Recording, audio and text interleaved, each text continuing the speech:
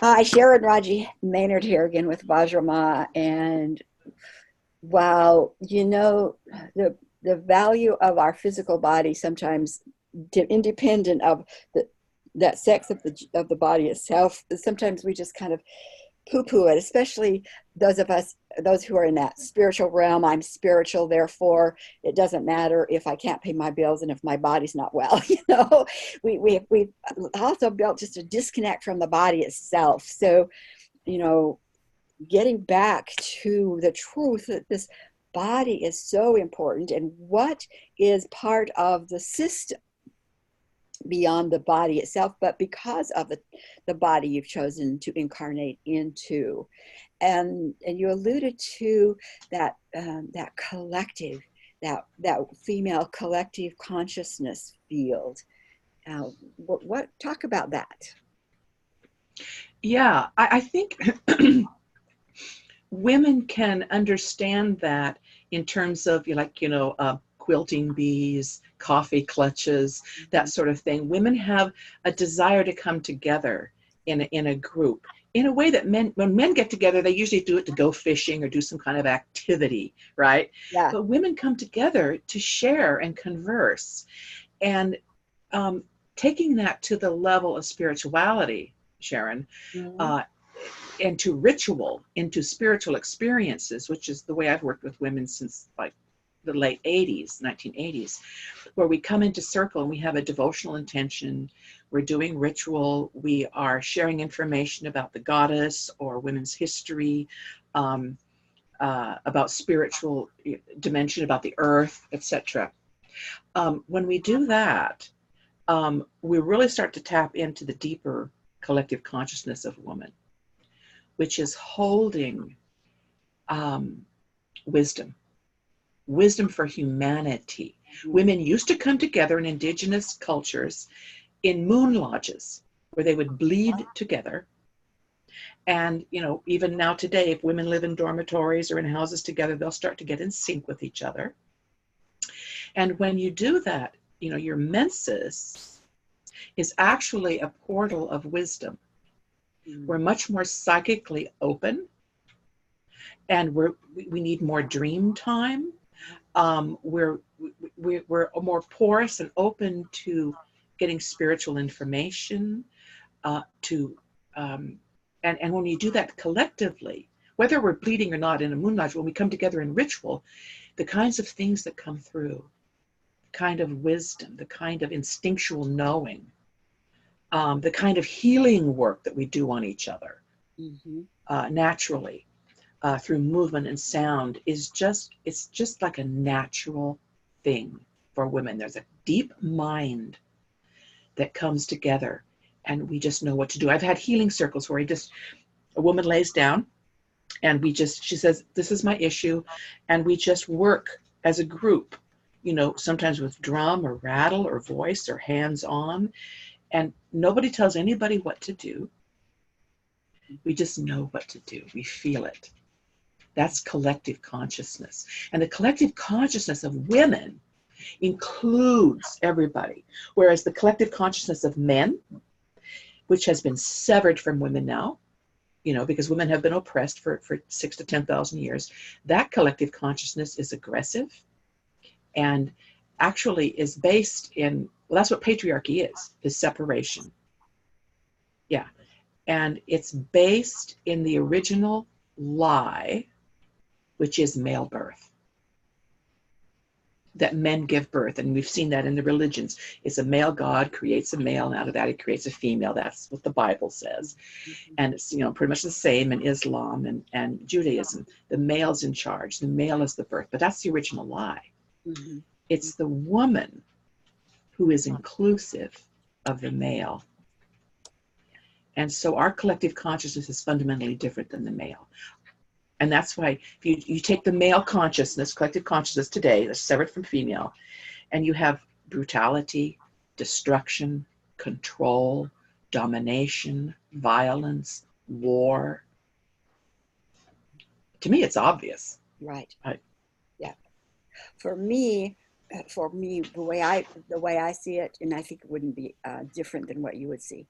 It's like our soul family members in male bodysuits are in this contaminated field, and so it is a ugly, even more, we are too, females too, but but but when we as females move out of that contamination, we're able to be more in that consciousness in a more expansive way. And for me, it's the contamination is what you're speaking of, and that's that domination and violence, and but that's the contamination. And so part of our part of it is watching as those in soul male bodysuits lift themselves out of that into their heart center. They function very differently, but still it's not the female consciousness.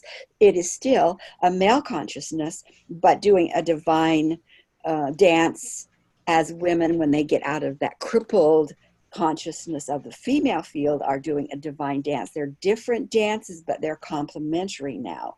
You know what you see?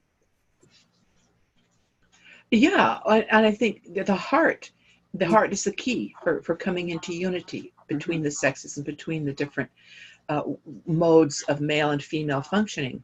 Yeah. There's a healer called, I hope I get his name right, Mutwa Credo or Credo Mutwa, an African man who talks about mother mind.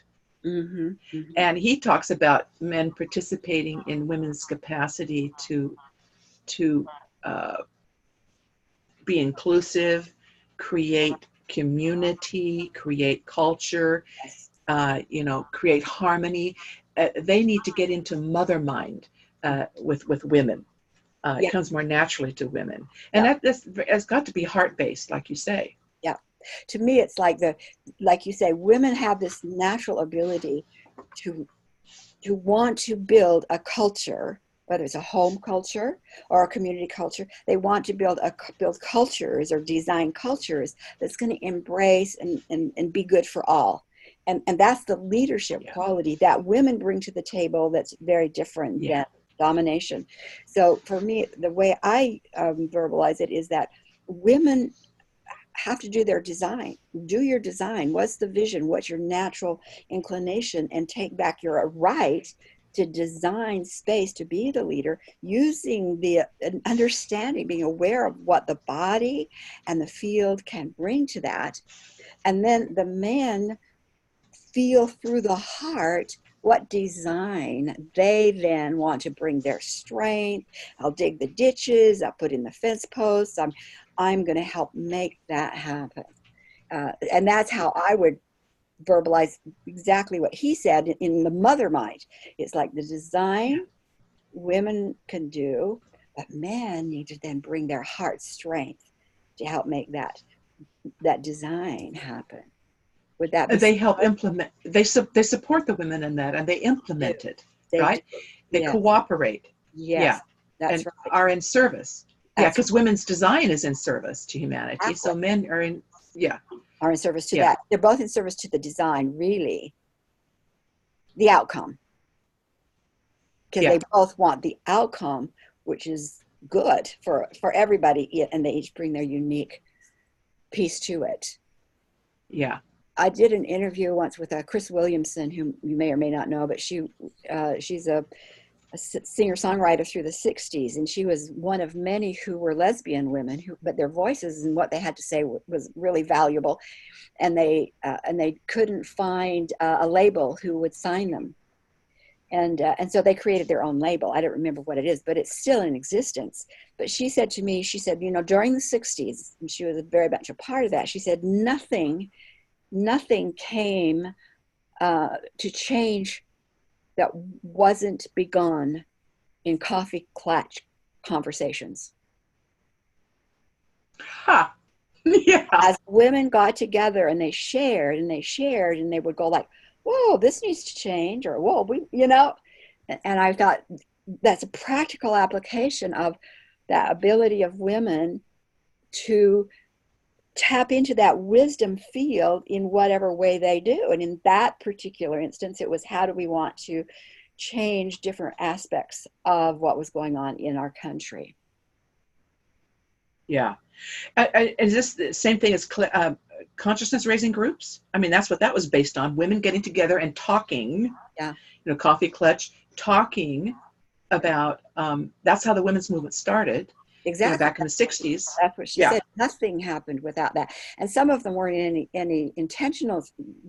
Some of them were, a lot of them were just women friends talking about situations, So, Yeah. but it was those, she said, nothing happened of value. Nothing happened in that way of change that didn't come from that field of wisdom that when Yeah. women were together, there it was. Yes. And look what's happening now today, that we're being separated even now by internet. Yes. Now we're using the internet right here and now, Yeah. to create that, recreate that through, to help eliminate some of the separation that's happening through social media, through, and yet I still think, and Gloria Steinem said it, she said, what we need to do is get back together, face to face, flesh to flesh, in actual physical, tangible contact too. Yeah. There's no replacement for that. I think Yeah. that's really, really important. And that field, that collective field is wisdom, as you pointed out. There's wisdom there beyond one individual's wisdom. And the word I've used to talk about it is that something emerges that couldn't emerge Yeah. if you and I weren't present, like even in this conversation. And where did Yeah. that emerge from? Is a field beyond what we even understand. Female Yeah. wisdom and consciousness. Yeah. I love that emergence. Yeah, it's co-emergence. It's It a is. sparking of each other, and something greater comes out through that synergy than if you're just Yes. sitting alone.